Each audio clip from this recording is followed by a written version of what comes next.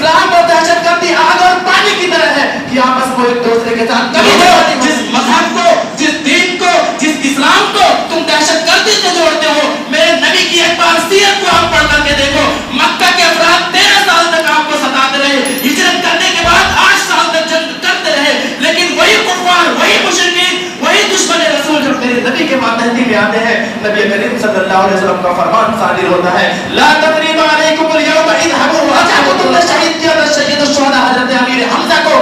یہ ہے اسلام، یہ ہے اسلام کی تصویر، یہ ہے اسلام جو اپنے دشمنوں کے ساتھ اس طرح سے. اللہ کے رسول صلی اللہ علیہ وسلم پہاڑ پر چڑھتے ہیں، لوگوں کو اکٹھا کرتے ہیں اور آپ صلی اللہ علیہ وسلم چند سوالات کرتے ہیں جو آپ سب جانتے ہیں.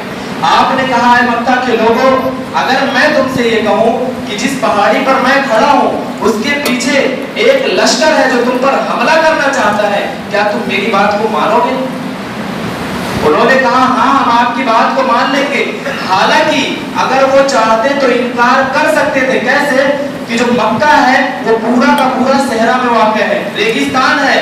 ایک طرف وہی پہاڑ جس پر آپ صلی اللہ علیہ وسلم کھڑے تھے، وہ کہہ سکتے تھے کہ اگر کوئی لشکر مجھ پر ہم پر حملہ کرنا چاہتا ہے تو بھلا وہ پہاڑ کے پیچھے کیوں چھپے گا، جبکہ ہم کھلے ہوئے میدان میں ہیں. وہ آ کر کے اچانک ہم پر حملہ کر سکتے تھے، لیکن انہوں نے انکار نہیں کیا. وہ چاہتے تو اس بات کو کہہ سکتے تھے کہ مکہ جو ہے وہ ریگستان میں ہے، اگر کوئی فوج یہاں سے گزرتی تو یہ گرد و غبار اڑ کر کے آسمان کو گندا کر دیتا، لیکن آسمان تو صاف ہے، اس کا مطلب یہاں سے کسی فوج کا گزر نہیں ہوا ہے. وہ انکار کر سکتے تھے لیکن انہوں نے انکار نہیں کیا. وہ اس بات کو جانتے تھے کہ مکہ کے آس پاس جتنے قبیلے، جتنے بھی لوگ آباد ہیں، ہماری کسی سے دشمنی بھی نہیں ہے، کسی سے جنگ بھی نہیں چل رہی ہے، تو پھر اچانک کوئی لشکر ہم پر حملہ کیوں کرنا چاہتا ہے. وہ انکار کر سکتے تھے لیکن انہوں نے انکار نہیں کیا، کیونکہ نبی اکرم صلی اللہ علیہ وسلم کی ذات ہی ایسی تھی. وہ اس بات کو جانتے تھے، ان تمام چیزوں کو، تمام چیزیں ان کے سامنے تھی. وہ سمجھتے تھے کہ آج جو شخص ہم سے اس بات کا مطالبہ کر رہا ہے کہ اگر میں کہہ دوں کہ اس پہاڑ کے پیچھے ایک لشکر ہے، کیا تم میری بات کا انکار کرو گے؟ ان کی 40 سالہ زندگی کو انہوں نے اپنی آنکھوں سے دیکھا تھا کہ یہ جو ہستی ہم سے سوال کر رہی ہے، اس نے اپنی 40 سال کی زندگی میں کبھی مذاق میں بھی جھوٹ نہیں بولا ہے. وہ اس بات کو جانتے تھے، آپ کی صداقت، آپ کی امانت، آپ کی دیانتداری، آپ صلی اللہ علیہ وسلم کی سچائی اہل مکہ کو اس بات پر مجبور کر رہی تھی کہ وہ اس بات کا اعتراف کرے کہ اگر میں یہ کہہ دوں کہ اس پہاڑ کے پیچھے ایک لشکر آباد ہے، ایک لشکر چھپا ہوا ہے جو تم پر حملہ کرنا چاہتا ہے، لہٰذا انہوں نے اس بات کو تسلیم کیا کہ ہاں ہم مان لیں گے. نبی مکرم صلی اللہ علیہ وسلم نے اس کے بعد اپنی نبوت کا اعلان کیا کہ قولوا لا الہ الا اللہ تفلحوا، لا الہ الا اللہ کہہ لو کامیاب ہو جاؤ گے. وہی چند سیکنڈ پہلے جو لوگ آپ صلی اللہ علیہ وسلم کو امین اور صادق کہتے تھے، وہ تمام وسائل کے انکار کے باوجود بھی آپ کی صداقت کا اعتراف کر رہے تھے کہ اگر آپ کہہ لیں گے تو ہم مان لیں گے. فوراً آپ صلی اللہ علیہ وسلم کے دشمن بن گئے. نبی مکرم صلی اللہ علیہ وسلم کو مختلف قسم کے القاب سے پکارا، مختلف طرح کی بدتمیزیاں کی.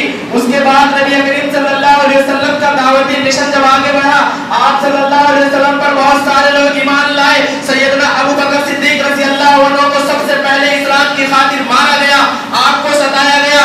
آپ کے کئی صحابہ ہیں، بہت ہی ظلم اور تشدد کا سامنا کرنا پڑا ہے اسلام کو.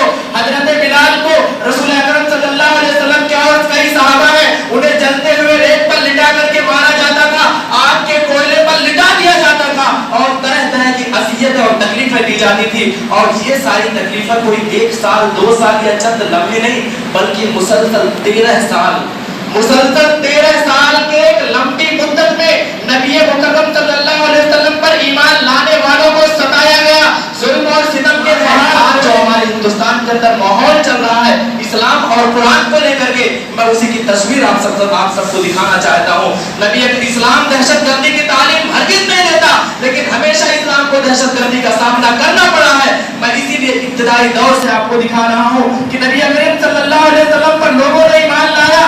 آپ صلی اللہ علیہ وسلم پر ایمان لانے والوں کو کتنی بری ظلم اور کتنا برا آپ صلی اللہ علیہ وسلم کے لوگوں پر ظلم اور تشدد کے پہاڑ توڑے گئے. غرض یہ ہے کہ ستانا اور ظلم کسی پر کرنے کی اور کسی کو اذیت دینے کی جتنی قسمیں تھی مشرکین मुशरिकीन मक्का ने सारे नबी करीम सल्लल्लाहु अलैहि वसल्लम के सहाबा पर कर डाली और 13 साल का एक तवील अरसा गुजर गया, लेकिन नबी के किसी सहाबी ने किसी भी शख्स के साथ बदतमीजी नहीं की, किसी के साथ किताल नहीं किया, किसी को गाली नहीं दी।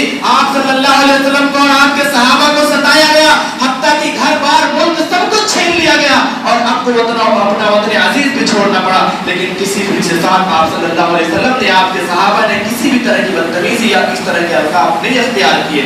मोहतरम हाज़िरीन जुमा, यही जब आप सल्लल्लाहु अलैहि वसल्लम हिजरत करके मदीना चले जाते हैं, आप सल्लल्लाहु अलैहि वसल्लम वक्त गुजरता जाता है, मक्का फतह होता है, वही मक्का के अफराद जो कल आपको सता रहे थे, वही मक्का के अफराद जिन्होंने आपके सहाबा को रेत पर सुला करके मारा था, वही मक्का के अफराद जिन्होंने हिजरत करने पर मजबूर किया था, वही मक्का के अफराद जिन्होंने अपना घर बार मकान अपना वतन छोड़ने पर मजबूर किया था, वही मक्का के अफराद आज नबी करीम सल्लल्लाहु अलैहि वसल्लम के सामने खड़े हैं, जिन्होंने बदर में नबी करीम सल्लल्लाहु अलैहि वसल्लम के साथ जंग की, जिन्होंने उहद में नबी करीम सल्लल्लाहु अलैहि वसल्लम को जख्मी किया, जिन्होंने उहद के अंदर 70 सहाबा को शहीद किया, जिन्होंने मदीना पर हमला किया था, जिन्होंने खैबर में आपसे लड़ाई की थी, जिन्होंने खंदक में आप सल्लल्लाहु अलैहि वसल्लम से लड़ाई की थी, हिजरत करने के बावजूद भी सुकून नहीं लेने दिया था, हर वक्त लड़ाई के लिए तैयार रहा करते थे। लेकिन आज वो नबी करीम सल्लल्लाहु अलैहि वसल्लम के पातहती में है। अगर आप चाहें तो एक इशारे के अंदर अपनी पुरानी जिंदगी का जितना जुल्म सितम आप पर और आपके सहाबा पर हुआ था, आप बदला ले सकते थे और कोई कुछ करने की ताकत उस वक्त नहीं रखता था। लेकिन नबी करीम सल्लल्लाहु अलैहि वसल्लम को अल्लाह ने कहा है, वमा अरसलनाका इल्ला रहमतल लिल आलमीन। लोगों, जिस मजहब को, जिस दीन को, जिस इस्लाम को तुम दहशतगर्दी से जोड़ते हो, मेरे नबी की एक बार सीरत को आप पढ़ करके देखो। मक्का के अफराद 13 साल तक आपको सताते रहे, हिजरत करने के बाद 8 साल तक जंग करते रहे, लेकिन वही कुफार, वही मुशरिकीन, वही दुश्मन रसूल जब मेरे नबी के मातहती में आते हैं, नबी करीम सल्लल्लाहु अलैहि वसल्लम का फरमान सादिर होता है, ला तक़रीबा अलैकुमुल यौम इज़हबू व अंतुम तुलक़ा।